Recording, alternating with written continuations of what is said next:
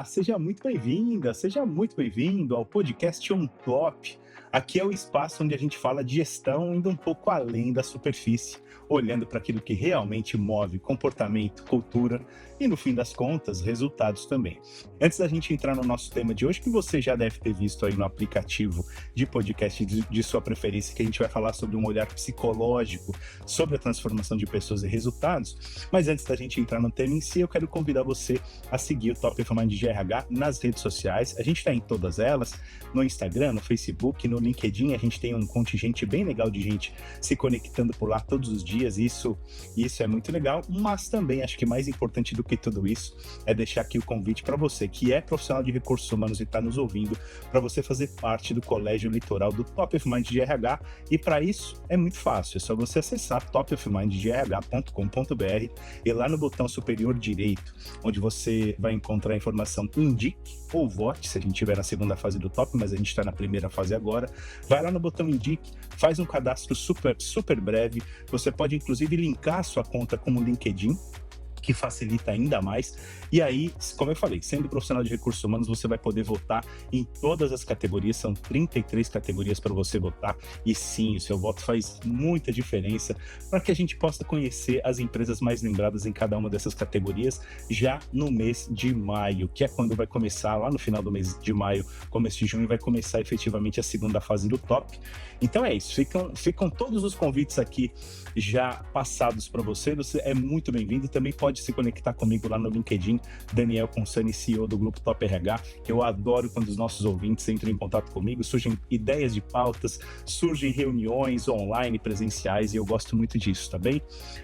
E é isso aí, vamos pro nosso bate-papo de hoje, que a gente trouxe uma convidada muito mais do que especial para nós entendermos os meandros e a complexidade de um tema. Quando a gente fala sobre olhar psicológico, sobre transformações de pessoas e resultados, a gente entra num tema em que muitas empresas dizem que estão querendo saber mais sobre o assunto, mas de fato sustentar tudo isso, a transformação de pessoas e resultados através de um prisma psicológico, não é fácil. Há muitas cascas de banana ao longo desse caminho, mas a gente vai se desvencilhar de cada uma delas, e quem vai nos ajudar nessa jornada, como eu falei, é uma convidada super especial. Eu estou falando da Alieste Farias.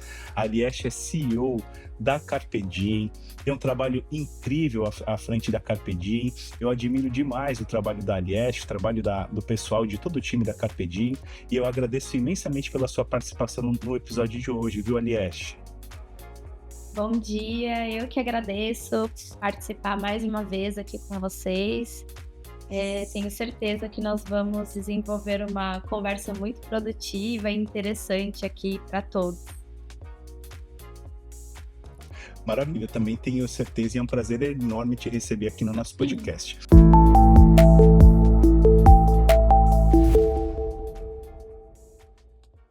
Aliás, eu queria começar já com uma provocação meio direta, assim, né? Do que a gente está falando quando a gente fala de desenvolvimento através de um prisma psicológico, né? A gente está falando de desenvolvimento real ou de uma adaptação das pessoas ao sistema, ao contexto, né? E como o olhar psicológico ajuda a entender tudo isso melhor?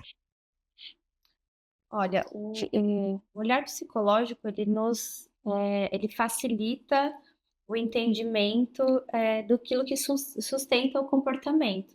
Então, medos, Uhum. crenças, porque pessoas, indivíduos, eles trazem tudo isso junto, né? Além das competências, para muito além das competências técnicas, vem tudo isso junto. E quando a empresa ela consegue respeitar e dar vazão a essas necessidades também, existe aí realmente acontece a transformação do indivíduo dentro da empresa, né? Para muito além do que você comentou da adaptação de se adaptar ali às regras, ao sistema Uhum. que rege ali a empresa. E além disso, eu penso que a questão da cultura também, aí eu volto lá para o processo seletivo, porque a transformação ela acontece, mas ela é responsabilidade tanto do colaborador como da empresa.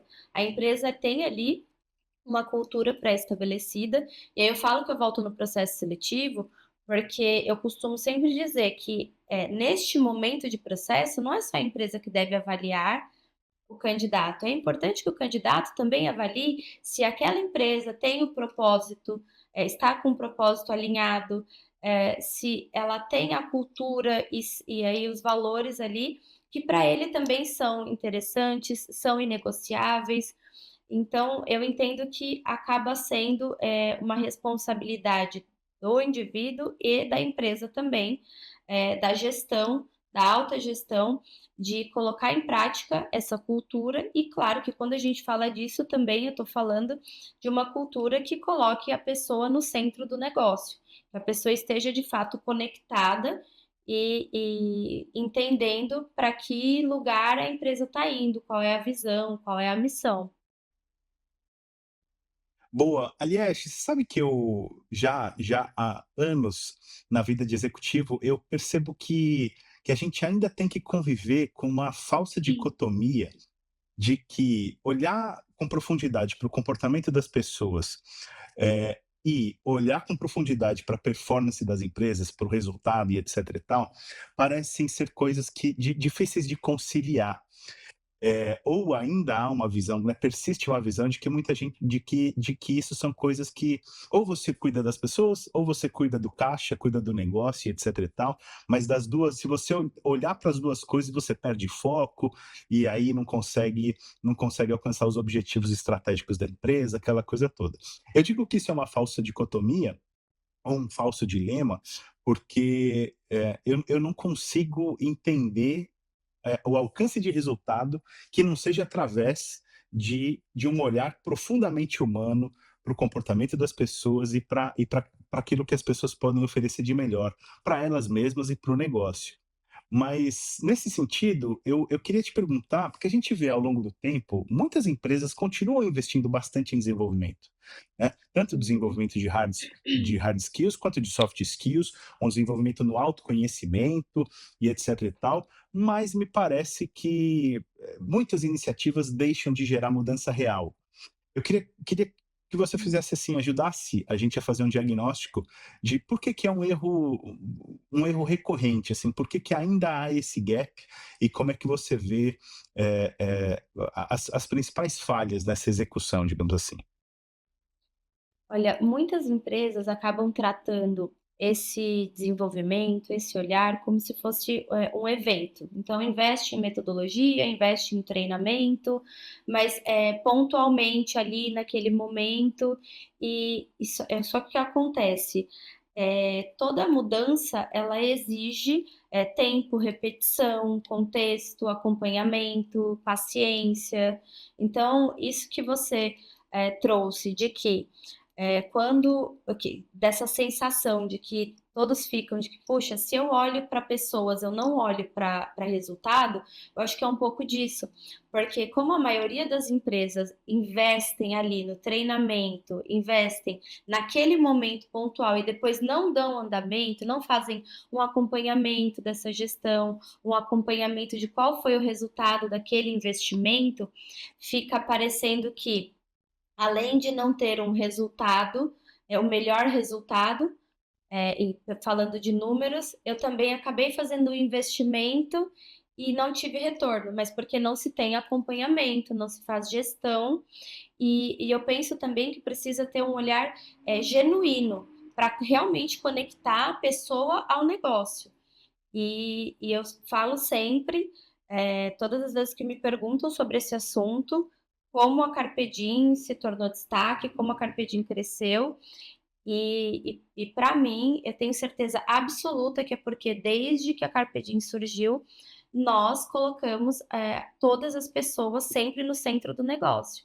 Porque quando você supre as necessidades das pessoas, você tem um resultado muito para além dos números. Então, não é que Uhum. o resultado não acontece porque você olhou para as pessoas. Na verdade, o resultado só acontece justamente porque você olhou para pessoas. Mas, assim, tem que olhar da maneira certa, olhar com acompanhamento. Por quê? Inclusive, eu falo de um olhar também, falando de um olhar psicológico, individualizado. Porque as pessoas, elas Uhum, têm necessidades diferentes, né? Isso não é uma coisa que a gente claro. está falando só agora. Se a gente olhar desde lá de trás para a pirâmide de Maslow, a pessoa atinge a realização pessoal, por quê? Porque primeiro vem as necessidades básicas e primitivas, e depois ela vai subindo. Quando ela tem tudo isso, ali alinhado, quando que ela alcança lá o topo da pirâmide? Não é quando ela tem esse olhar para tudo isso? Então, eu Claro. falo que muitas vezes, quando você olha para uma pessoa, o resultado dela está comprometido, mas está comprometido por quê? Existe um olhar também da gestão e é o nosso papel. Sempre Uhum. falo, não adianta aquela conversa, né, de que ainda tem gente que fala isso, pessoa, o que é de casa você deixa em casa e o que é um problema do trabalho você deixa no trabalho. Nós somos Como se fosse uma possível, né? pessoa só, isso não é possível. E quando você tem ali uma liderança que está atenta a essas necessidades, você consegue extrair do colaborador o melhor resultado. E aí, junto com isso, ele vê a transformação dentro do ambiente corporativo e fora dele. Já que a gente acabou de dizer que uma pessoa não consegue olhar só para dentro da empresa e olhar só para dentro de casa, para ir para o lar dela. Quando as duas coisas funcionam bem, você tem o melhor resultado dentro do ambiente corporativo. E é isso que eu venho Muito trazendo bom. sempre, que alguns empresários ainda, infelizmente, não acreditam nisso. Tive exemplo recentemente, uma vaga de alta gestão.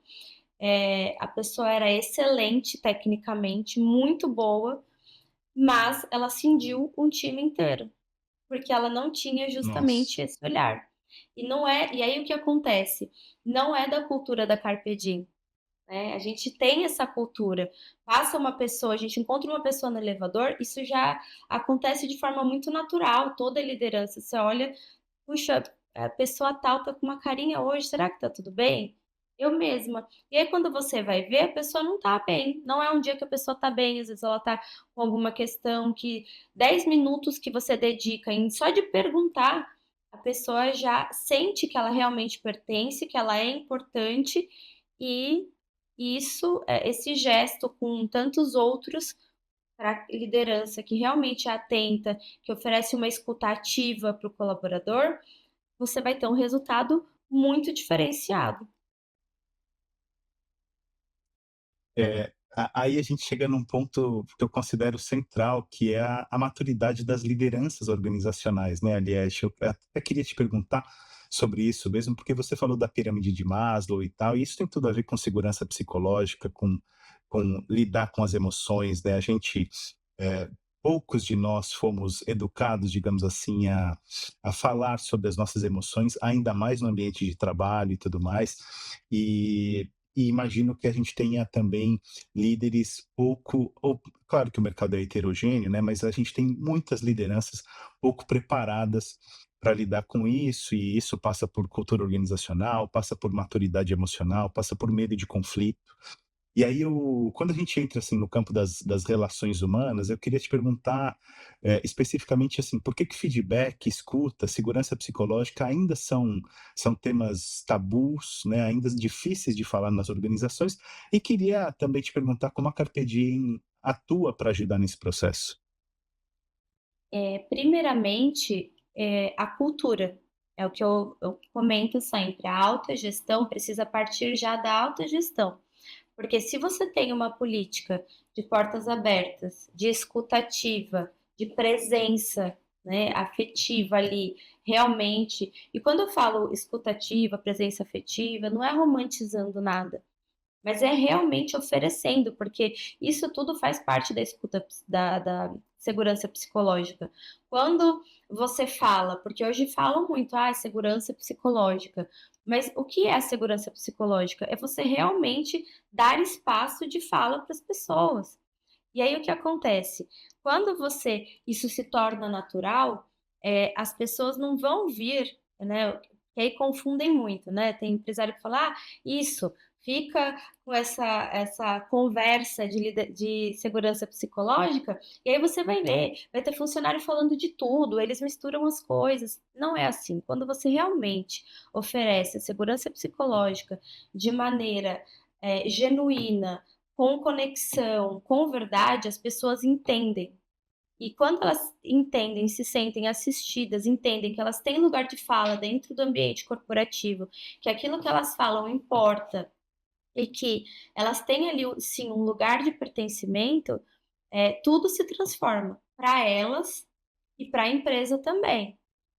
Mas o que acontece muito é assim, a empresa fala: "Eu tenho sim uma está dentro da minha cultura, da minha estrutura, segurança psicológica", mas quando uma pessoa fala algo, que não vai de encontro, que não está coadunando naquele momento ali, com alguma regra ou com algum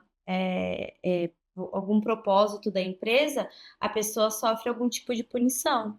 Então, aí isso realmente não faz parte da segurança psicológica. Uma empresa que atua com, a segurança psicológica precisa estar aberta que é claro que vão existir sim momentos em que o colaborador vai trazer algum ponto que não seja, não esteja ali dentro daquilo que a empresa espera ou daquilo que a empresa realmente, faz no dia a dia. A pessoa está com uma visão diferente daquilo que é feito, mas assim, e Uhum. aí a segurança psicológica não é uma romantização, porque ninguém está prometendo que quando um colaborador trouxer uma situação, aquilo vai ser feito da forma que ele está trazendo.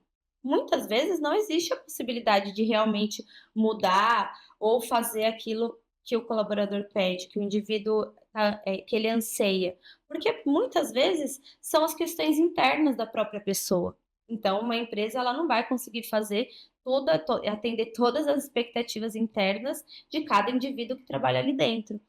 Mas a segurança psicológica é a escuta, a liberdade de fala, o espaço para que a pessoa possa trazer aquilo que ele precisa falar, aquilo que ele está sentindo. E vai aí de novo, quando a pessoa tem essa liberdade, essa genuína, porque aí é o que eu te falei, tem empresa que pode falar, mas aí você pode, assim, ó, para você ter ideia, tem pesquisa de clima que a gente ouve que, foi feita a pesquisa de clima já é regra, não pode, não tem nome, o que a gente ali no final, você vê são percentuais daquilo que mais ficou em evidência e tudo mais. Mas para você ter Uhum. ideia, ainda tem times que ficam ali preocupados. Puxa, será que eu posso mesmo falar? Né, estamos em 2026 e ainda existe uma preocupação se eu posso realmente ser verdadeira numa pesquisa de clima, quiçá, falar de segurança psicológica. Então, é uma necessidade antiga, mas é um assunto novo e que ainda sofre, como Sim. você mesmo falou, é um tabu, tem ainda muito preconceito, e aí e os colaboradores ainda ficam com muito receio, né, de falar o que que eu posso, o que que eu não posso dizer. A as empresas também, elas têm um certo receio daquilo que vão ouvir. Nós temos uma legislação trabalhista que é muito rigorosa, né. Então tem coisas também que a empresa gostaria de fazer, de poder fazer e não pode, porque existe É. ali uma legislação que ela precisa ser seguida à risca e o colaborador também. Uhum. Então, ainda em meio a tudo isso, nós temos alguns outros entraves que às vezes acontecem, e aí que está o desafio de saber olhar para tudo isso e ainda assim, eu falo que é uma coisa muito, óbvia, mas precisa ser dita, tratar gente como gente, né, Uhum. sem vulnerabilidades, e que quando essas vulnerabilidades, às vezes elas não precisam ser supridas, mas ouvidas, ela consegue seguir entregando um resultado muito melhor. Ainda é uma jornada muito longa, né, que a gente precisa percorrer, porque a gente fala muito sobre escuta ativa, mas eu acho que ainda as empresas e os líderes e tal, ouvem muito pouco efetivamente. A gente ainda fala muito sobre, tolerância ao erro, mas todo erro acaba sendo castigado de alguma forma, Vem né, nem que alguma seja com um punição, olhar exatamente. diferente, tem uma punição. Então, assim, é uma jornada longa ainda que a gente precisa percorrer, Alieste, mas, de qualquer forma, a gente sabe que tem um ponto crítico que é é, a sede que as empresas têm, e não é por acaso, mas até porque o mercado, o ambiente de negócio, o ambiente corporativo é muito competitivo e tudo mais, elas precisam de resultado a qualquer, e que seja a qualquer custo, nunca, né? Mas Uhum. resultado num prazo rápido. E é assim que a gente é o tempo inteiro pressionado e tudo mais. A gente tem a gente tem aquela frase de que o que não é medido não pode ser gerido, mas eu sempre Uhum. tenho dúvida se tudo que realmente importa pode ser medido, sabe? Dá para medir tudo que realmente importa? Isso é uma coisa que sempre fica na minha cabeça. E aí eu queria te perguntar um pouquinho sobre como é que você vê esses dilemas e também como na prática acontece a conexão entre transformação humana e resultado de negócio. Olha, para mim as 2 coisas elas precisam caminhar juntas. Eu não consigo pensar em resultado sustentável, talvez um resultado Uhum. ali momentâneo, mas eu não consigo imaginar uma empresa, realmente, prosperar e manter, né, ser sustentável nos seus resultados sem olhar para pessoas. Então para mim, e dentro da Carpe Diem, o que a gente trabalha é que sempre a humanização é o caminho para todo e qualquer resultado. Não existe resultado sem olhar primeiro para a pessoa. Por quê? O resultado ele não acontece de forma automática ou apenas técnica. Precisa existir intenção, conexão com o negócio e tudo isso ele é feito, impacta diretamente indicadores. Por quê? Porque você alinha comportamento, tomada de decisões, relacionamentos e quando tudo isso é feito, o resultado ele se torna esses indicadores, eles acabam se tornando consequência desse desenvolvimento de pessoas.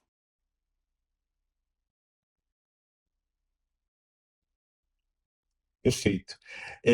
A gente está chegando já no final da nossa conversa, Eliette, mas eu queria fazer uma última provocação. O que, que vem primeiro? Pessoas transformadas ou a pressão por resultado? Aí você pressiona para transformar as pessoas ou você primeiro transforma as pessoas para efetivamente poder lidar com a pressão por resultado? E também queria te convidar para deixar uma provocação final aqui para os líderes e para os RHs que nos ouvem. Olha, os 2 caminham juntos, mas a ordem ela muda a qualidade do resultado. Como eu falei, se você focar só no Boa. resultado, pode até ser que você entregue, mas isso não se sustenta. Então eu acho que, os 2 caminham juntos, mas a ordem é olhar primeiro para pessoas, transformar ali as pessoas e depois você vai ter um resultado excelente. É assim que a Carpe Diem vem fazendo. Eh, a gente vai ter pressão, vai ter prazo, sempre tem, mas quando você tem essa sinergia, existe uma cultura de olhar para as pessoas e o time não tem dúvida disso, né? Não existe essa política de punição por conta do erro e erramos, sim, mas vamos seguir em frente, vamos aqui construir um jeito diferente de fazer e vamos entregar juntos. O resultado ele é sempre muito maior. Então, você só sustenta um bom resultado quando você olha primeiramente para essa transformação das pessoas. E o recado que eu quero deixar é para que as empresas parem de tentar acelerar os resultados sem estruturar pessoas.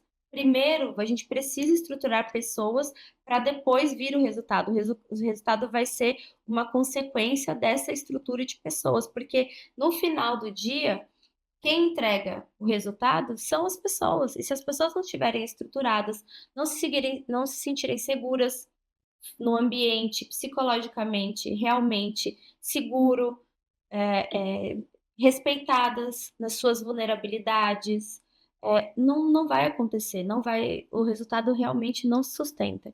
Então, o que eu queria deixar é essa última mensagem, para que as empresas parem de tentar acelerar resultado sem olhar para as pessoas. Podem ter certeza, a Carpe Diem vai fazer 16 anos esse ano, agora em setembro, e desde que eu fundei a Carpe Diem, eu sempre coloco as pessoas. Primeiro, a gente olha para pessoas e depois o resultado vem. Essa conta, ela sempre dá certo.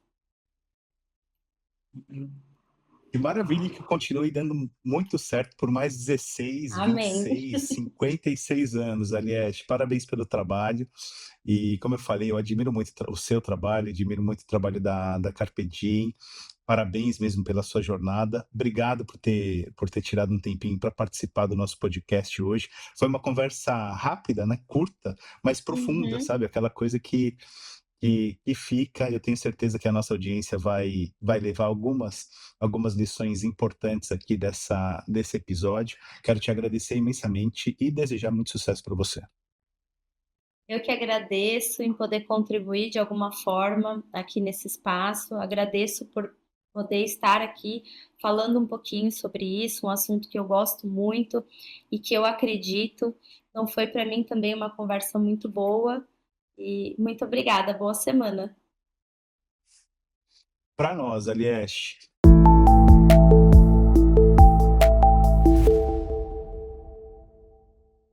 E é isso aí. Para você que nos acompanhou, fica o convite para refletir. Você está desenvolvendo pessoas ou está apenas ajustando os comportamentos dela para o contexto, para a cultura? E, na verdade, está precisando trabalhar a cultura, está precisando trabalhar a segurança psicológica, está precisando efetivamente primeiro transformar cultura, pessoas, para aí sim focar em resultados melhores, porque eles virão de uma maneira muito mais orgânica, muito mais natural. E acho que ficou claro também que transformação de verdade não é um projeto, ele é um processo, é algo que não termina nunca. Antes de finalizar, quero deixar aqui também o convite para você assinar o feed do nosso podcast no Spotify, no Apple Podcasts ou o nosso canal no YouTube, do Top of Mind RH no YouTube. Assina, porque sempre que tiver episódio novo publicado, você vai não ser notificado necessariamente, mas a gente vai aparecer ali na página inicial do aplicativo que você estiver usando, tá bom? Assim a gente tem esse encontro marcado a cada 15 dias, sempre conversas de alto nível com grandes líderes organizacionais, para que a gente possa navegar nesses desafios que não são poucos quando a gente pensa no ambiente de negócios e no ambiente de trabalho de 2026. Continua acompanhando o OnTop e todo o ecossistema do Top of Mind de RH nas nossas redes, no portal RH para você também. Um grande abraço e até o próximo episódio.